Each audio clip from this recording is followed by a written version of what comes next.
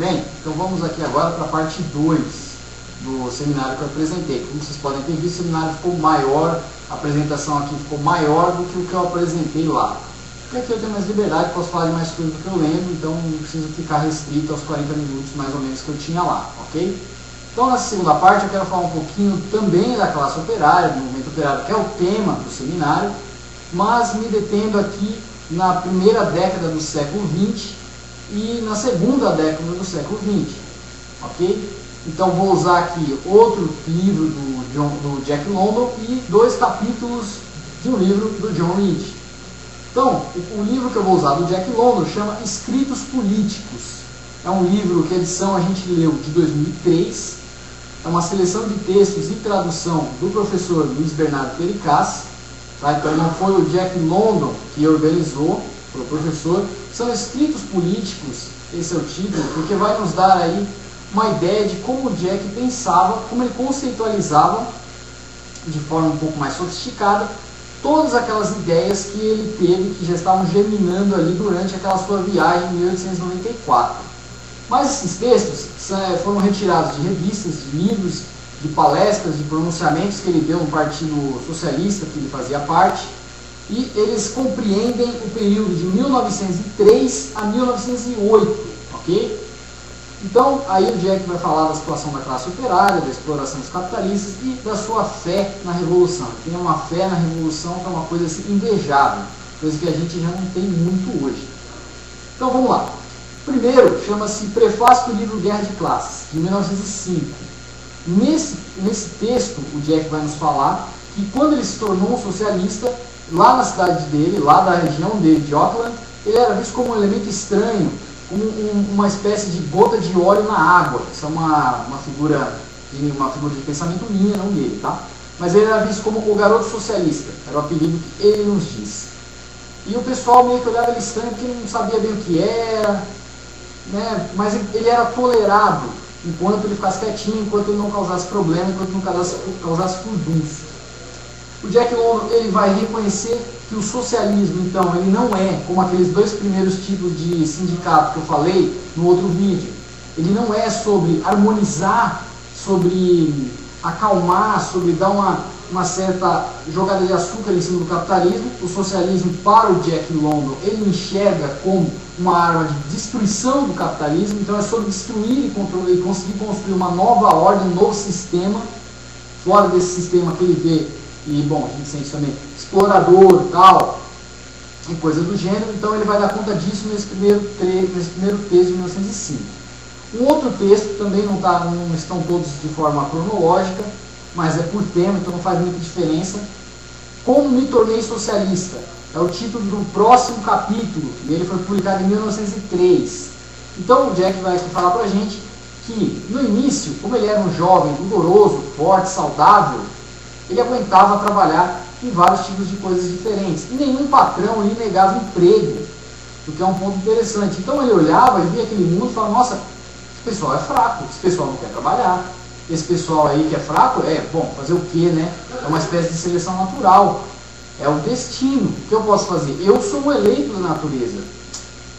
Mas, o que a gente vai perceber ao longo da vida do Jack London é que depois dessa viagem dele de 1894 e depois da experiência dele convivendo com a classe trabalhadora, lembre, ele sempre foi humilde, ele sempre foi pobre, convivendo com a classe trabalhadora, ele vai percebendo certas nuances, vai percebendo certos detalhamentos naquele dia a dia, e ele vai perceber que nem necessariamente a pessoa que é pobre é porque ela é preguiçosa.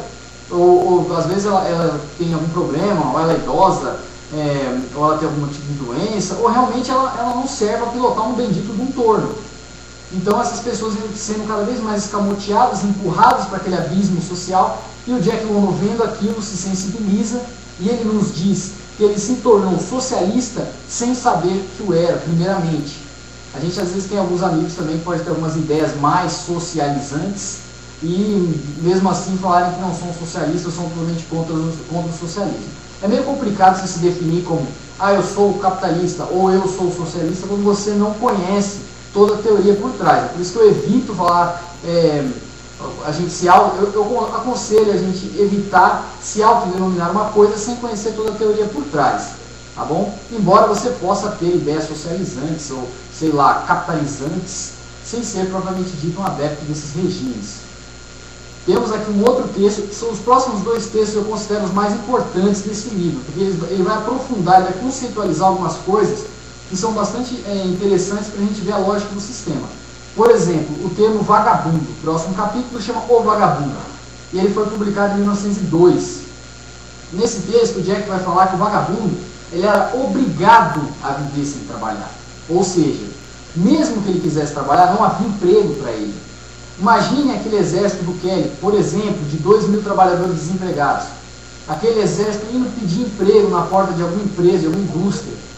Isso não ia dar munição para que o patrão, para que o contratador conseguisse pressionar mais, esmagar mais o salário daqueles operários que estavam trabalhando regularmente? Ou não ia aumentar a competição? Querendo ou não, esse cara na verdade ia piorar a lógica da situação, só isso. Então, o que ele vai dizer é que o trabalhador, o vagabundo, ele é, preste atenção, anota, um substrato, um subproduto de uma necessidade econômica. Eu diria de uma realidade econômica. Qual é a realidade econômica? Existem mais trabalhadores, existem mais pessoas do que emprego. Ou seja, querendo ou não, não importa o quanto elas sejam aptas, elas podem ser os wolverines daquela situação. Não vai haver emprego para todo mundo. Então, uma parte da sociedade vai ser obrigada a viver sem trabalhar. Isso ele vai dizer para a gente que ele vai conceitualizar como um exército de reserva de mão de obra. É um termo que já aparece lá no Marx, lá atrás. Muito provavelmente Jack London leu a obra toda do Marx. Não é só o Capital, mas ele leu a obra toda do Marx, muito provavelmente. Esse exército de mão de obra de reserva, como que ele vai conceitualizar? Ele vai falar para a gente que esse exército de mão de obra de reserva, na verdade, nele se incluem os mais fracos, os inválidos, os incapazes, os débeis, os pouco confiáveis. Só que o pessoal que é muito confiável está nesse exército de reserva. E aquele cara que realmente não serve para a indústria, por exemplo, que aqui ele está pensando na indústria. O cara não serve para a indústria, ele não consegue pilotar uma fresadora, ele não leva jeito para aquilo. Então ele vai ser escamoteado, ele vai ser jogado, deixado de lado e vai engrossar essas fileiras do exército de reserva. Esse exército de reserva, ele tem uma função muito específica, central, nevrálgica no sistema capitalista. Por quê? Como esse exército de reserva está sempre ali, ele vai sempre existir, esse exército é melhor para controlar todas as agitações populares e reivindicações trabalhistas do que a polícia, os tribunais ou qualquer outras coisas que os empregadores possam querer usar. Porque basta que o patrão chegue para o funcionário e diga: bom, eu vou abaixar o seu salário pela metade. Pasmem, crianças, isso acontecia antigamente, tá? E o funcionário não vai poder falar muita coisa, porque ele vai falar assim: tudo bem, você não quer? Então eu vou demitir você e vou pegar um dos caras ali, daqueles zumbis que estão ali sem emprego, e vou aceitar trabalhar por 1/4 do seu salário. E aí? Então, esse exército de concorrência, esse exército de excedente vai acabar atuando como uma concorrência para o trabalhador já empregado, regular, e vai pressioná-lo, vai cercar suas possibilidades de ação. Então ele é essencial para o sistema capitalista. Vejam, o exército de reserva sim é uma necessidade econômica do sistema capitalista. Porque no sistema capitalista reina a concorrência, não a solidariedade, podemos dizer assim. Mas e os vagabundos? Quem são os vagabundos? Pensem comigo. O vagabundo ele vai dizer que é o trabalhador desencorajado. Não é o trabalhador com medo, não. É desencorajado. E como que ele vai definir isso? Olha, o vagabundo ele vai olhar tanto para o operário regular, tanto para o exército de reserva, e vai falar: não quero isso. Eu explico por quê. Mesmo o trabalhador regular, o operário empregado, ele tinha que trabalhar muitas horas, muito mais de 12 horas, tá?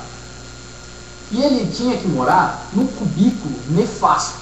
Então era um cômodo que não era dele, ele morava lá com a família dele. Então naquele cômodo você dormia, você lavava a roupa, você lavava a comida, você lavava a casa, você fazia tudo naquele cômodo, naquele bendito cômodo, naquele ar viciado.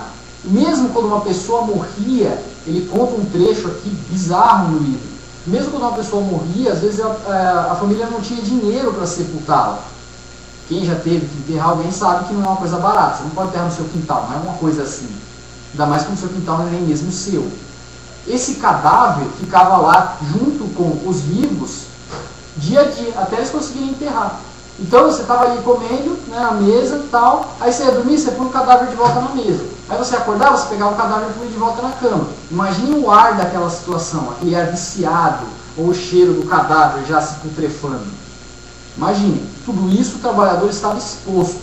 Não só a isso, mas também uma competição dentro das fábricas. Quanto mais era acirrada a pressão para que ele produzisse mais, lógico, com aquela situação de segurança maravilhosa, ele podia inclusive se intoxicar, ele podia se machucar. Se ele se machucasse, danou-se. Porque se ele se machucasse, não havia um seguro saúde, ele simplesmente era demitido. E alguém ia ali tomar o seu lugar. O vagabundo, ele vê tudo isso. Ele vê o exército de reserva miserável.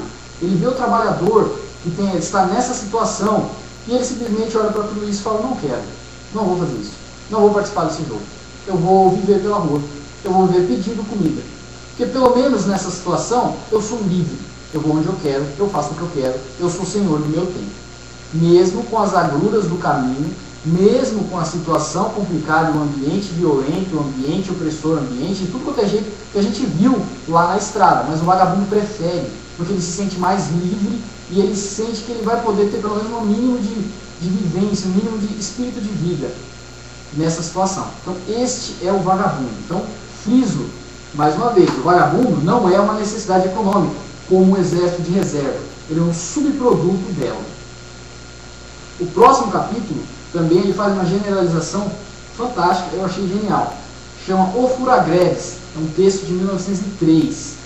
Nele, o Jack vai falar que as necessidades básicas do ser humano, basicão, comida e abrigo. Isso desde sempre. Isso também é uma reminiscência que, se vocês lerem lá um pouquinho do tio Marx, vocês vão ver que ele bebeu nessa fonte. Então, ele vai tentar conceitualizar para a gente o que é o furagreves. E o furagreves, presta atenção, o furagreves é aquele que trabalha mais e recebe menos, ele aceita receber menos por aquilo que ele está trabalhando. Então, o furagreves, ele dá mais e recebe menos, ok? E nisso, ele vai começar a fazer generalizações a partir da ideia de furagreves. Já chego lá. Guardaram a ideia do furagreves, que é aquele que dá mais e recebe menos, trabalha mais e recebe menos? Pois bem, guardem aí nessa caixinha. Os trabalhadores, eles se unem, a forma que eles encontraram ao longo da história para poder reivindicar mais direitos ou melhores condições de trabalho, foi se organizando na forma de sindicatos. Então nós vamos ter aí sindicatos, e as armas dos sindicatos são as greves, o boicote e o terrorismo contra esses furagreves, contra esses trabalhadores que aceitam ganhar menos e trabalhar mais. O capital também se organiza. O capital se organiza em trusts, ele também se organiza em próprias associações, lista negra, que nada mais é uma lista com o nome dos trabalhadores que já participaram de greves, trabalhadores que dão problemas, que eles não vão contratar mais. Aí o cara fica lá jogado ao abismo social. E a arma mais forte do capital é o furagreves. Então, o que nós temos? Que a arma do capitalista mais crucial, mais efetiva, é o furagreves. Ele vai buscar entre os miseráveis, entre aquele exército de reserva, ou mesmo entre os trabalhadores, aqueles que aceitam trabalhar mais por menos. Ok? Guardaram essa informação? Vamos generalizar. Ele vai falar para a gente também que dentro do capital há também furagreves. Uma coisa fantástica que eu nunca tinha ouvido antes. Então vamos pensar, ele fala que dentro do capital também há furagreves. Ele vai falar que dentro desses capitalistas, ele chama de traidores. Ou traidores ou furagreves, mesma coisa. Que são aqueles capitalistas que vão aceitar dar mais e receber menos. Em que situação?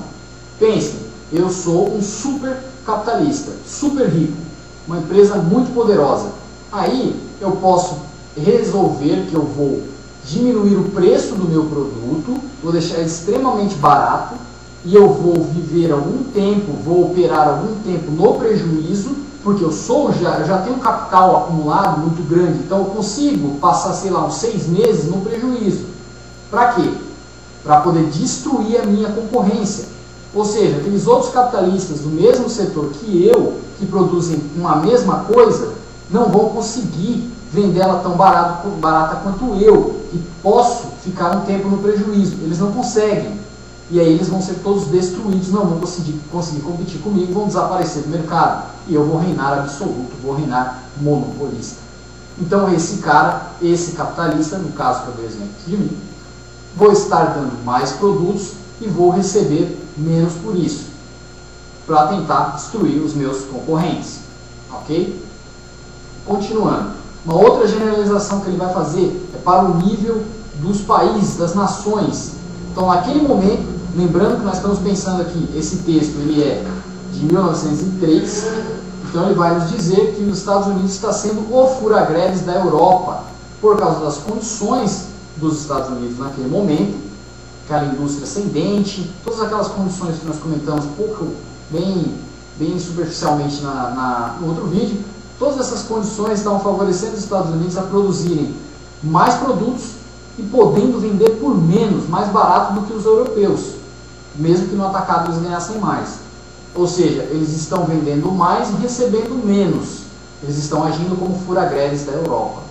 O Jack London chega à conclusão até que em determinado momento esses atritos vão aumentar e que a Inglaterra, pelos seus laços com os Estados Unidos e a reaproximação que aconteceu aí no começo do século XX, ela ia ser obrigada a agir como uma espécie de polícia dos Estados Unidos para manter a Europa quieta, porque a Inglaterra não conseguiria romper os seus laços com os norte-americanos. Então, o que a gente depreende desse capítulo? Que na sociedade competitiva, todo mundo vai ser um fura-greves em algum determinado momento, pela sobrevivência. Menos reis, príncipes, nobres, ele tira esses da generalização, mas todos vão ser em algum momento fura-greves, mesmo os capitalistas, mesmo as nações. Qual seria o caminho certo para o Jack London? Bom, Jack London diz que o ideal seria a equidade. Trabalho uma quantidade, recebo igual. Só que à medida que você recebe o equivalente do seu trabalho, você destrói o que o Marx chama de mais-valia. O seu patrão não vai ficar com nada. E você assim elimina o capitalismo.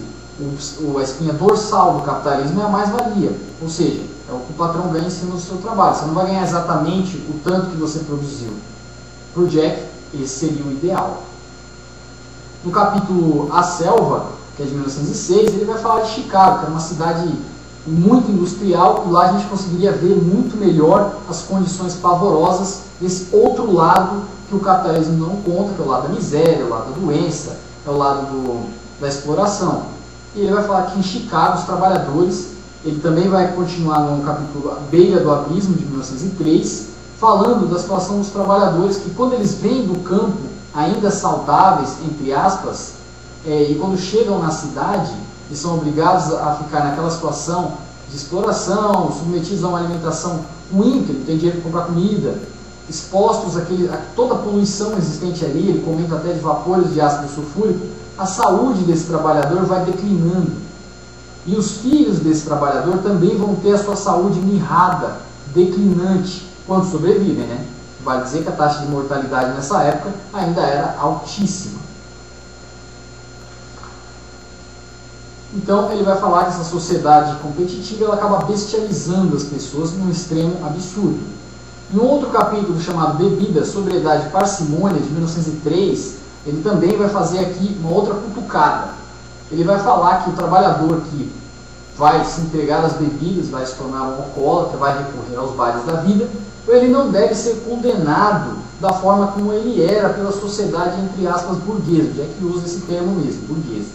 Porque o trabalhador que está ali bebendo, ele está bebendo para esquecer aquela sua realidade terrível, aquele seu cenário desolador do seu lar, se é que podemos chamar o lugar daquele de lar, e do seu trabalho, se é que podemos chamar aquilo de trabalho.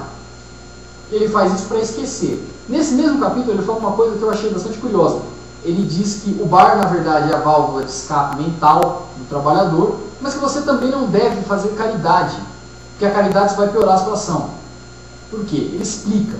Ele fala que você pega um trabalhador, dá um dia para ele lá de rei, de princeso, né, do que for, do raio que for, leva ele para comer, e leva ele no shopping center, o Jack não usa shopping center, está falando que leva ele numa exposição, leva ele num restaurante. Essa caridade só vai piorar a situação dele. porque depois ele vai ter mais coisas com que ele vai precisar esquecer, porque ele não vai poder ter aquilo todo dia. Então ele vai preferir esquecer toda aquela realidade boa que ele viu que existe, mas que nunca estará acessível a ele.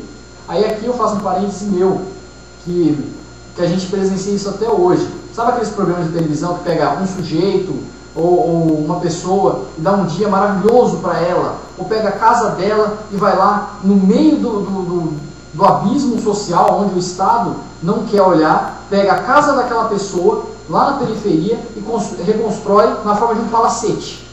Reconstrói, arruma emprego, dá máquina para imprimir camiseta, para fazer estampa de camiseta, de boné, para fazer fralda, só para aquela família. Isso, o que acaba fazendo? Eu acho que vai bem no sentido que o Jack está falando aqui. Ele resolveu a situação, entre aspas, de uma pessoa, mas toda a sociedade ali em volta, toda a comunidade continua na mesma. Vai continuar vindo aquele palácio no meio da periferia com as outras casas sem reboque. Isso resolve o problema? Não. Me parece, às vezes, que isso está sendo feito para gerar um certo sensacionalismo e ibope, óbvio, essa é só a conclusão óbvia, e uma conclusão meio por trás, meio que está meio subterrânea a isso, que eu não sei se todas as pessoas percebem, eu não sei sequer que as pessoas que perpetram isso têm noção. Passa uma certa impressão de que os pobres eles não devem se revoltar pela sua condição injusta, eles devem sempre ficar esperando a graça divina das pessoas mais abastadas para lhe darem aquela caridade. Ela sempre vai ter que ficar esperando do alto, quieta, calada e dócil. E a gente sabe que sem brigar a gente não consegue nada. Já vale aí a frase do Antônio Cândido, que infelizmente já não está entre nós. Mas que tudo que as pessoas dizem que o capitalismo tem de humano foi arrancado pelo socialismo. A gente pode até dar uma generalizada, que tudo que a gente conseguiu arrancar de humano do capitalismo foi, na verdade, com muita briga, porque por ele a gente estaria trabalhando 16 horas por dia até morrer.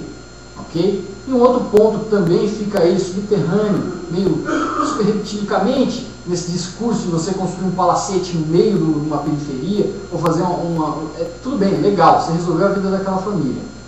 Mas não parece que num segundo momento, esse indivíduo que foi ali e fez tudo isso, fez essa caridade, ele não pode usar todo esse capital que ele está acumulando ali, esse capital em termos de propaganda, essa bagagem de bondade que ele está fazendo ali, como um recurso para conseguir votos em uma posterior campanha política? Não parece? Não parece peculiar essa situação? Aguarde. Vamos ver se isso se realiza, porque a gente tem eleições ano que vem e a situação do país está começando a mudar, pelo menos em termos de indivíduos ocupando cadeiras confortáveis. Pois bem, o último capítulo desse livro do Jack London chama-se Revolução. 1908 foi o ano que esse texto foi publicado. Nesse capítulo Revolução me chamou bastante a atenção que o Jack ele crê na Revolução Mundial nesse momento. Ele crê que é possível fazer uma revolução socialista que vai destruir o capitalismo, que vai devolver às pessoas os meios de produção, como a terra, as máquinas, enfim. E ele conta que já há 7 milhões de revolucionários no mundo. 7 milhões de socialistas revolucionários no mundo. E ele também defende que o capitalismo seria derrotado ou pelo voto ou pela força. Inclusive que os revolucionários estariam afiançando até mesmo assassinatos que aconteciam em prol da revolução. E o Jack está muito otimista de que esse momento está próximo.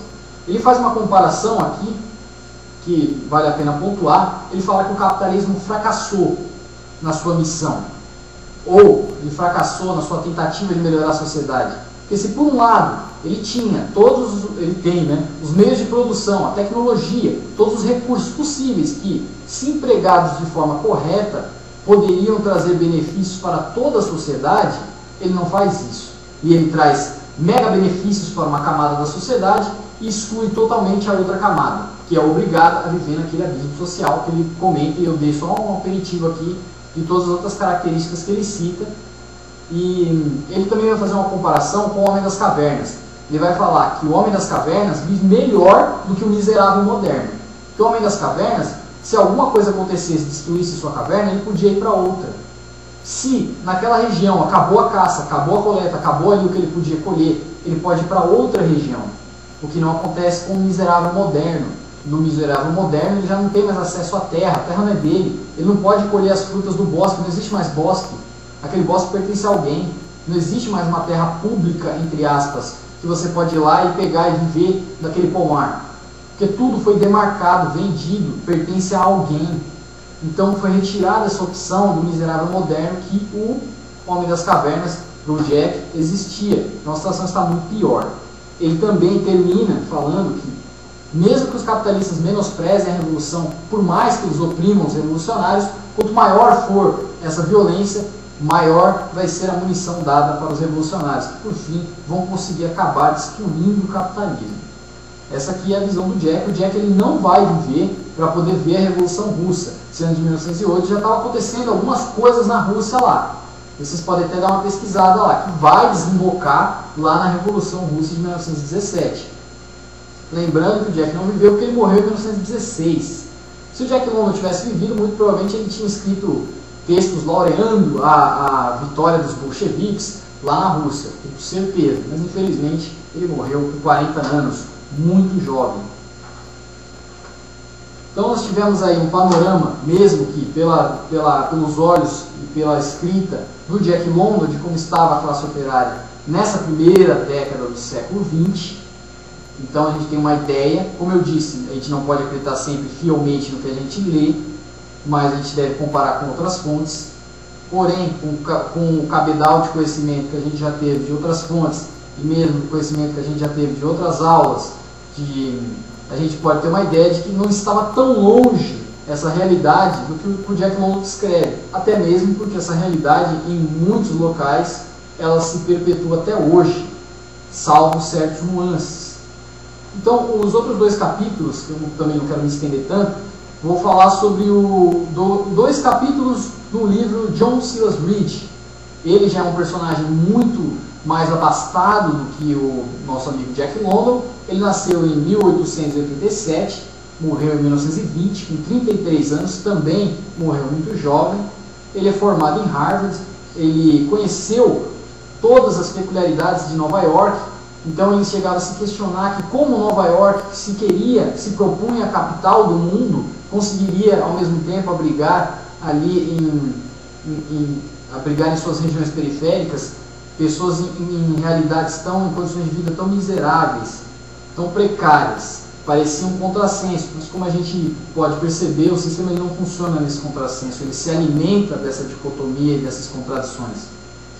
Ele tem um contato muito próximo com o movimento operário, sobretudo da IWW, aquele sindicato que eu falei que era um sindicato revolucionário, e ele trabalhou como jornalista, ele cobria greves, ele sempre estava em contato com os grevistas, com os chefes grevistas, tentando entender o que estava acontecendo naquela situação, ver como estava acontecendo aquela negociação entre os empregadores e os grevistas. Ele cobriu a Revolução Mexicana, ele esteve com as tropas do Pancho Villa lá no norte do México por um tempo.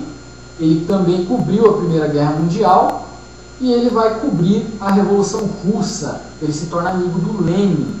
Em um livro chamado dele também, do John Reed, 10 Dias que Abalaram o Mundo, o prefácio foi escrito pelo próprio Lenin, uma lembrança feita pelo professor Pericasso na aula quando eu falei sobre isso.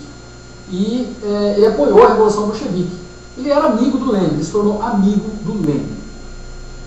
Ele, nesse texto que a gente vai ler, os dois capítulos, é de um livro que chama Eu Vi um Novo Mundo Nascer. Foi a tradução e o prefácio do professor também, Luiz Bernardo Pericasso. A edição é da Boitempo e o ano da edição que a gente leu é de 2001. Então aqui nós vamos ter uma seleção de artigos publicados em revistas como The Macy's, Seven Earth e Liberator. Nesse livro, o John Reed ele usa uma estratégia narrativa, exatamente como o Jack usa lá na Estrada. Ele não se pretende em nenhum momento imparcial, então ele está do lado dos trabalhadores, ele está fazendo ali a posição de defensor dos trabalhadores, ele não se pretende imparcial, nem um pouco. E ele vai chamar, aqui nesse capítulo que eu trouxe para falar para vocês, Guerra em Paterson, de 1913, foi publicada no The Macy's.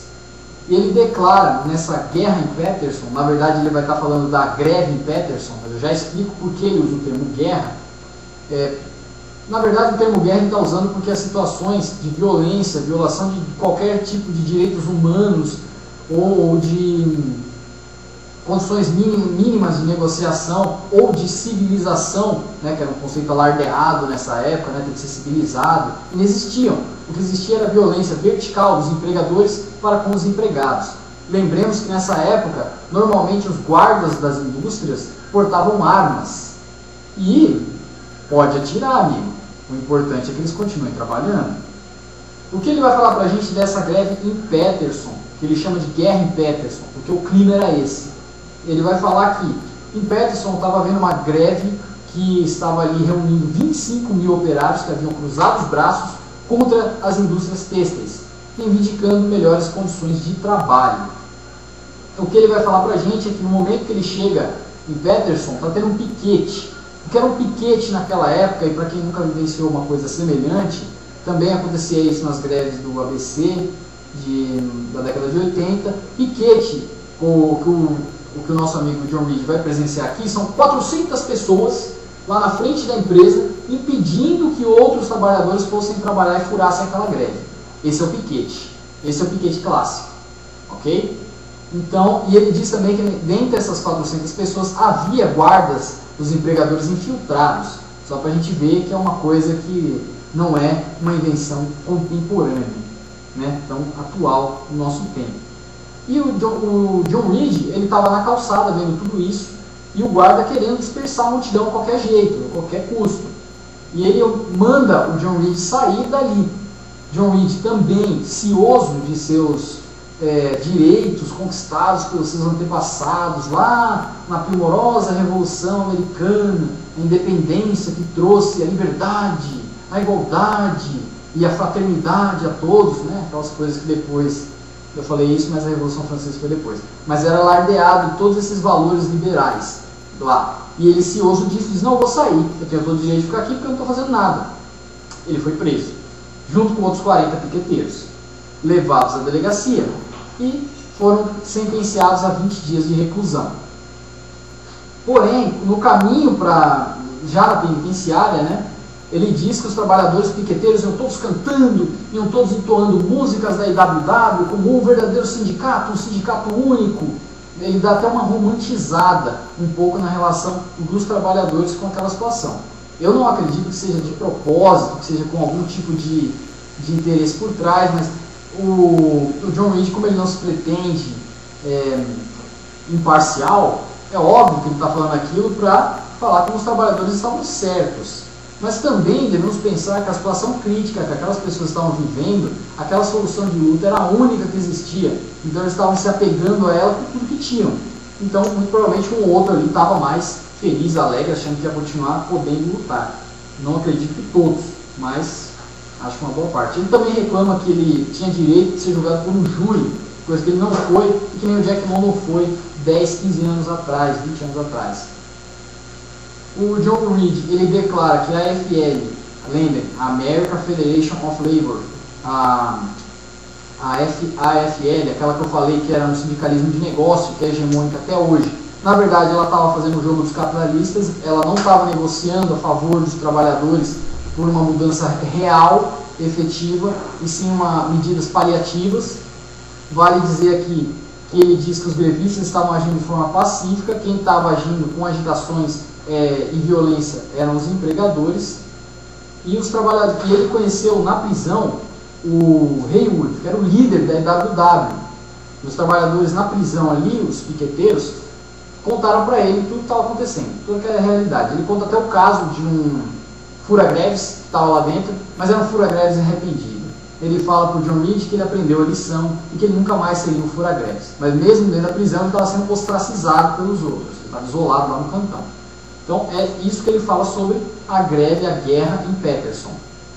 O último capítulo que eu quero falar é sobre a Guerra do Colorado, em 1914, que ele publicou no Metropolitan. Okay? Ele chama Guerra no Colorado porque a situação ali, realmente, quando você lê, é um cenário de guerra. Por mais adocicado que você queira, aquilo é um cenário de guerra. Ele chega na cidade de Trinidad 10 dias depois do massacre de Ludlow. Mas para a gente entender isso, a gente precisa entender como estava funcionando a dinâmica econômica daquela região. Pois bem, como que estava funcionando? Lá havia mineradoras, uma série de mineradoras, todas elas ligadas ao Rockefeller, o Rockefeller, aquele Rockefeller. E as mineradoras eram praticamente donas daquelas cidadezinhas ao redor. Então elas eram donas, presta atenção, dos mercados, das casas e cômodos que os trabalhadores alugavam, elas tinham influência política, jurídica. O júri praticamente era composto por pessoas ligadas a essas mineradoras, ou seja, era uma espécie de curral ali da mineradora. Ela tinha uma espécie de reino dela. O que aconteceu é que quando os trabalhadores estavam reivindicando alguma coisa, não havia negociação. E o John Reed diz pra gente que naquele momento os trabalhadores não estavam reivindicando nada muito extraordinário.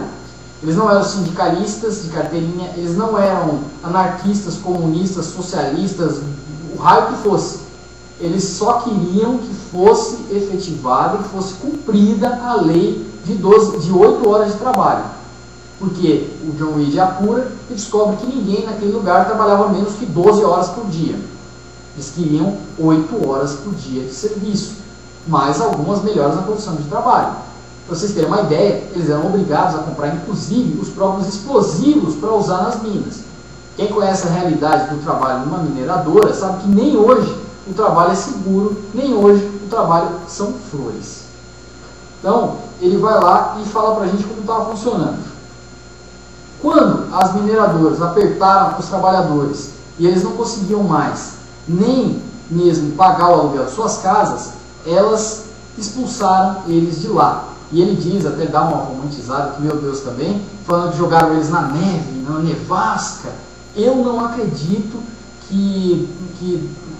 Bom, eu até acredito que eles possam ter sido jogados na neve sim. Eu não acredito que as empregadoras fossem se furtar ou ligar muito se estava nevando. Pode ser que esteja nevando só um pouquinho, mas mesmo que tivesse uma nevasca, eu duvido que a mineradora ia se preocupar. Porque afinal de contas tem um exército de reserva que vai poder cumprir se algum desses trabalhadores morrer. Né? Sendo assim bastante sentencioso, porque vocês vão ver que a situação fica crítica aqui no Globo. Jogando esses trabalhadores na nevasca, esses trabalhadores vão se reunir em assentamentos. A estratégia deles vai ser construir assentamentos nas principais vias que vão chegar até essas mineradoras, para impedir que as mineradoras conseguissem trazer fura-greves lá da Conchinchina para poder desarticular toda esse trabalho dos trabalhadores, esse trabalho dos mineiros aqui em greve. Não, fique quieto, filho. E o que vai acontecer nesses acampamentos? Nesses acampamentos, o clima entre os grevistas e os guardas e os detetives que trabalham para essas mineradoras, o John Reed usa esse termo, detetives, vai começando a ficar cada vez mais tenso a relação entre eles. Então, vai chegar um momento que os grevistas vão cravar trincheiras para defender o próprio acampamento, de saques, de violência, de tiro. E os capitalistas lá da mineradora, falando bem assim, só porque é mais ou menos esses termos que ele usa, tá? Porque parece aqui que é bonzinho e malvado. Lembre-se, há sempre nuances nessas situações, tá bom? O que o pessoal das mineradoras, os empregadores, vão fazer? Vão comprar carros blindados, metralhadoras, holofotes para poder atirar de noite, né? Afinal, por que não atirar de noite? E vão usar também homens a cavalo para fazer incursões nesses assentamentos. Vale lembrar que havia mais de um assentamento, havia Forbes, havia Ludlow, havia pelo menos uns 5 assentamentos nessas estradas que chegavam até as mineradoras. Em determinado momento, os cabos telegráficos foram cortados e a Guarda Nacional foi chamada. Vai haver um probleminha aí para chegar ao acordo de quem vai pagar a Guarda Nacional, mas a gente vai falar disso no final. A Guarda Nacional foi chamada, os grevistas ficaram contentes, acharam que finalmente a lei ia chegar lá, iam fazer cumprir a bendita lei das 8 horas, mas não foi bem isso que aconteceu. Quando a Guarda Nacional chegou, ela pegou as armas de todos os atacantes, todas as pessoas que estavam empunhando armas ali, tanto os grevistas quanto os guardas das minas, certo? E o que ela fez no segundo momento, a Guarda Nacional, pegou todas essas armas e distribuiu de volta para os guardas das minas, deixando os grevistas sem nada. Com o tempo, E a Guarda Nacional estava chefiada por um homem chamado Chase, conhecido por General Chase. No início, a relação entre os grevistas e a Guarda Nacional foi amistosa. Ele nos diz que eles caçavam juntos, que eles jogavam beisebol juntos, tinha toda uma dinâmica ali mais solidária entre eles. Os guardas nacionais até deixavam os trabalhadores atirarem, praticarem tiro, e aí, de novo, o John Reed faz uma adocicada, fala que os guardas ficavam até surpresos, que os trabalhadores atiravam muito bem. Pode até ser, para sobreviver, o cara aprende qualquer coisa. Então ele fala dessa relação amistosa, porém, com o tempo, o General Chase foi permitindo certos abusos, como saques nos acampamentos. Então ele falava assim, a gente vai inspecionar para ver se ninguém está escondendo arma. Aí todos os soldadinhos iam lá, inspecionavam o acampamento, só que na hora dessa inspeção, se o cara encontrasse um relógio de ouro, encontrasse alguma coisinha mais valiosa, saqueava os grevistas. Lógico que isso desagradou todo mundo. O General Chase, então, faz uma coisa que eles adoram, esse pessoal, para lidar com os trabalhadores. Ele estabeleceu um distrito militar do Colorado, com leis rígidas e com o poder total dele. Então reinou a tirania e a intimidação correu solta. E ele também disse, preste atenção e façam comparações com situações atuais, que todo fura-greve que quisesse vir trabalhar naquela indústria, trabalhar naquela mineradora, que estava com os trabalhadores em greve, teria sua segurança assegurada. Além do mais, todo trabalhador que estiver no meio dos assentamentos e quiser voltar a trabalhar, vai ter a sua segurança assegurada. Olha só, vai ter toda a sua segurança assegurada. Claro, que trocadilho ótimo. Mas presta atenção, não parece o discurso que estava agora há pouco naquela greve geral que ocorreu? Quem quiser ir trabalhar vai ter sua segurança totalmente coberta.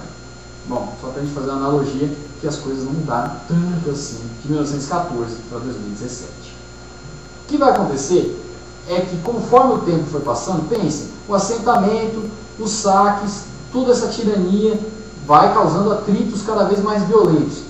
E o nosso amigo General Chase vai usar esses pequenos atritos para cometer os seus atos que ele já estava planejando, muito provavelmente, há longo tempo. Então aconteceu uma desavença entre um soldado, entre um guarda nacional e um grevista. Ele foi lá e destruiu o acampamento de Forbes. Ele destruiu o acampamento de Forbes. Destruiu mesmo, matou as pessoas. Dizimou as pessoas. Em um determinado momento ele vai prender a Mother Jones, que era uma ativista que sempre estava ajudando os grevistas aqui a colar. Um grupo de mulheres e crianças vão lá fazer uma manifestação. Isso é o Reed falando, tá? Eu não estive lá, é o Reed nos narrando. Uma manifestação de mulheres e crianças. O General Chase vai dar ordem para a cavalaria dispersar. Dispersar daquele jeito carinhoso que vocês já imaginam, né? A cavalo, com espada na mão. Inclusive o General Chase, esse homem corajoso, estava lá participando dessa luta contra mulheres e crianças. Pensem como era o sujeito legal. Em determinado momento, um detetive, o Reed diz essa história, que um detetive tinha tratado mal uma mulher de um grevista, tinha acontecido alguma confusão e o grevista tinha matado um tal detetive. Isso foi uma desculpa usada pelo Chase, caiu como uma luva para ele mandar um ataque fulminante ao acampamento de Ludlow. E ele dizimou o acampamento de Ludlow. Ele matou as pessoas a bala, teve gente que morreu carbonizada, porque ele incendiou o acampamento, então teve gente que simplesmente não conseguia sair da sua barraca, morreu carbonizado. Ele estava criando empecilhos para que a Cruz Vermelha entrasse lá para recolher os mortos. Por 2 dias, carros fúnebres foram proibidos de entrar. Pensem na coisa. Mas, no tempo que o Reed está escrevendo, essa situação ainda não está totalmente resolvida. Depois desse massacre, tanto em Forbes quanto em Ludlow, onde Ludlow foi muito maior, outros setores da sociedade se rebelaram, como médicos, taxistas, padres, balconistas, até mesmo fazendeiros estavam empunhando armas a favor dos grevistas. Porque o que foi feito lá foi uma espécie de genocídio. E no tempo que ele escreve isso, ele nos diz que a Câmara e o Senado aprovaram o pagamento para as milícias, porque estavam em paz. Quem vai pagar as milícias e as guardas nacionais? A Guarda Nacional foi para lá. Vai ser a mineradora? Quem vai fazer isso? A Câmara e o Senado acabaram arcando com os custos. No caso, de onde vem o dinheiro da Câmara e do Senado? Do povo norte-americano. O Rockefeller disse em pronunciamento, ele felicita o presidente das mineradoras, dizendo que ele agiu muito bem, ele conseguiu dar conta, ele administrou bem aquela situação, uma marca registrada de uma boa administração, resolveu o conflito. Mas é só para a gente ter uma ideia que nesse seminário eu tentei dar conta, do final do século XX, as duas primeiras décadas do final do século XIX até as duas primeiras décadas do século XX, como estava mais ou menos a situação da classe operária. Vale lembrar de novo, vimos pelos olhos de John Reed e Jack London. Não são pinturas realistas, são fotografias extremamente reais ou fidedignas ao extremo da realidade daquele momento, mas são narrativas de pessoas que viveram aquele momento. O John Reed ele já era mais abastado, mas o Jack London era pobre, mas o John Reed estava em contato com a classe operária, então a gente tem um contato ali de pessoas que estavam realmente embrenhadas naquela situação, vendo como os trabalhadores estavam passando suas vidas, o cotidiano deles, as dificuldades. Então isso já nos dá uma ideia de como era aquele ambiente. É suficiente só essas fontes? Não, nós vamos ter que recorrer a outras se quisermos compor um cenário melhor para entendermos aquela dinâmica daquele momento. Mas aqui vale que, imagina, se vocês podem procurar na internet como que era a negociação entre os empregadores e os trabalhadores. Eu vi uma foto de um livro, depois eu coloco aqui na descrição para vocês, se eu não me engano era o Rockefeller, e do lado dele tinha guardas deles, armados. Então a situação não era tão maravilhosa assim. Nós podemos imaginar que realmente o que eles dizem não está tão longe da realidade assim. Então a ideia desse seminário era essa. Quem gostou do vídeo, eu peço que compartilhem. Vai que algum colega seu está fazendo um trabalho que ou se interessa pelo assunto. Curta o vídeo, se inscreva no canal. E por hoje é só. Obrigado.